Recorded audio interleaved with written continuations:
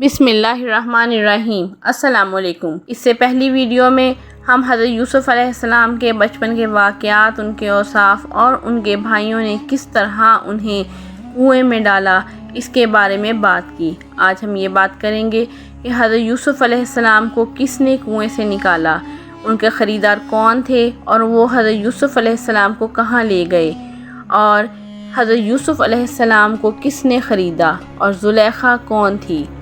حضرت یوسف علیہ السلام کو ایک قافلے والے جو تجارت کی غرض سے مصر جا رہے تھے کنویں سے نکالا اور ان کے بھائیوں سے چند درہم کے عوض خرید لیا۔ حضرت یوسف علیہ السلام کو قافلے والے مصر لے گئے اور مصر میں ان کو بردہ فروشوں کے بازار میں غلام کی حیثیت سے بولی لگائی، جس میں عزیز مصر نے مہنگی قیمت ادا کر کے حضرت یوسف علیہ السلام کو خرید لیا اور غلام کی حیثیت سے اپنی بیوی زلیخا کے سامنے پیش کیا اور کہا کہ یہ بچہ مجھے سمجھدار اور ذہین لگتا ہے، اس کی عزت اور احترام سے پرورش کرو اور شاید یہ ہمیں آئندہ فائدہ پہنچائے، یا ہو سکتا ہے کہ ہم اسے اپنا بیٹا بنا لیں۔ اس طرح اللہ تعالیٰ کی تدبیر پوری ہوئی، اور مزید یہ کہ اللہ تعالیٰ نے حضرت یوسف علیہ السلام کو خوابوں کی تعبیر یعنی حقیقت تک پہنچنے کا علم سکھایا۔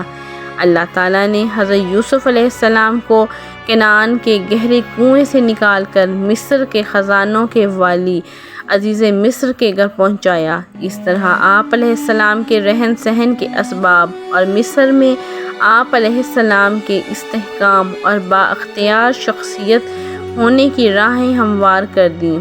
حضرت یوسف علیہ السلام بچپن سے ہی غریبوں، غلاموں اور محتاجوں کے مددگار تھے، ہمیشہ ان کی خوراک اور ان کے لباس کا خیال رکھتے، لوگوں کے ساتھ نرمی اور خوش اخلاقی سے پیش آتے۔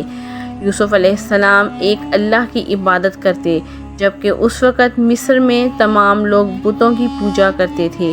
وہ نہ صرف بتوں کی بلکہ انہوں نے بہت سی دوسری چیزیں، جانوروں کو بھی اپنا بھگوان بنایا ہوا تھا۔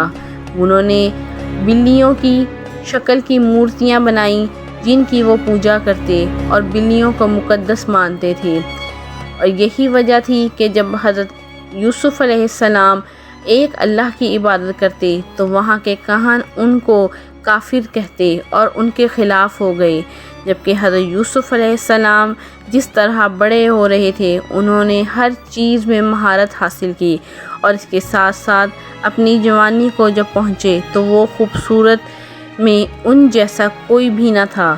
ایک دن زلیخا اور مصر کی دوسری خواتین جو حضرت یوسف علیہ السلام کے حسن کی دیوانی تھیں، وہ حضرت یوسف علیہ السلام کو اپنی طرف متوجہ کرنے کی کوشش کرتیں، لیکن حضرت یوسف علیہ السلام نے کبھی ان پر توجہ نہ دی اور ان کو نظر انداز کیا۔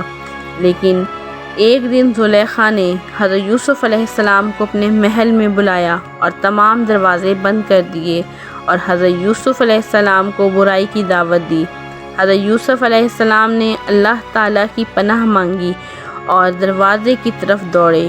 جب حضرت یوسف علیہ السلام دروازے کی طرف دوڑے تو تمام دروازے اللہ کی طرف سے خود بخود کھلتے چلے گئے، اور زلیخا نے اس کا پیچھا کیا، اور جب وہ آخری دروازے تک پہنچی تو اس نے حضرت یوسف علیہ السلام کی قمیض کو پیچھے سے پکڑا تو وہ پھٹ گئی۔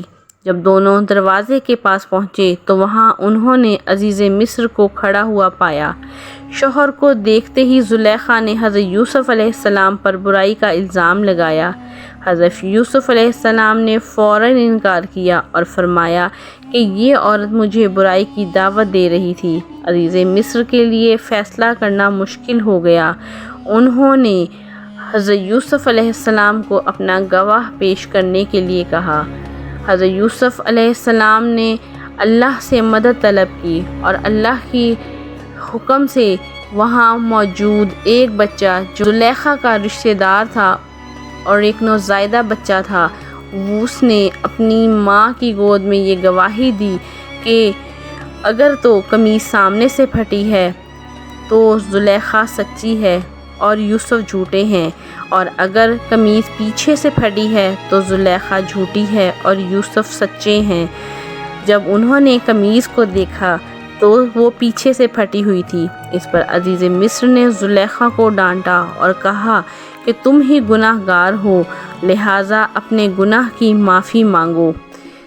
اس واقعے کے بعد یوسف اور زلیخا کا یہ واقعہ ہر ایک کی زبان پر یہی وجہ تھی کہ وہ اپنے ارد گرد کے تمام خاندانوں میں بہت رسوا ہو گئی۔ زلیخا نے ان لوگوں کے منہ بند کرنے کے لیے مصر کے امیر گھرانوں کی تمام خواتین کو ایک دعوت پر بلایا اور ان کی مہمان نوازی پھلوں سے کی۔ ہر ایک کو پھل کاٹنے کے لیے ایک چھری دی، اور پھر زلیخا نے کہا کہ پھل اس وقت کاٹیں جب میں آپ کو حکم دوں۔ انہوں نے مصری خواتین کو پھل کاٹنے کا کہا اور حضرت یوسف علیہ السلام کو حکم دیا کہ وہ ان عورتوں کے سامنے سے گزریں۔ جب عورتیں حضرت یوسف علیہ السلام کی خوبصورتی کو دیکھ کر حیران رہ گئیں، اور انہوں نے پھل کاٹتے کاٹتے اپنے ہاتھ زخمی کر لیے اور انہیں پتہ ہی نہ چلا۔ وہ حضرت یوسف علیہ السلام کے حسن میں اتنی گم ہو گئیں کہ ان کو اپنے ہاتھ کٹ جانے کی خبر تک نہ ہوئی، اور کہا کہ یہ کوئی انسان نہیں بلکہ ایک نہایت معزز فرشتہ ہے۔ زلیخا نے کہا یہ وہی ہے جس کے بارے میں تم مجھے طعنے دے رہی تھی۔ ساتھ ہی زلیخا نے یہ بھی کہا کہ اگر اس نے میری بات نہ مانی تو میں اسے جیل میں ڈلوا دوں گی۔ حضرت یوسف علیہ السلام نے اللہ تعالیٰ سے دعا کی کہ مجھے برائی کی بجائے قید میں رہنا پسند ہے۔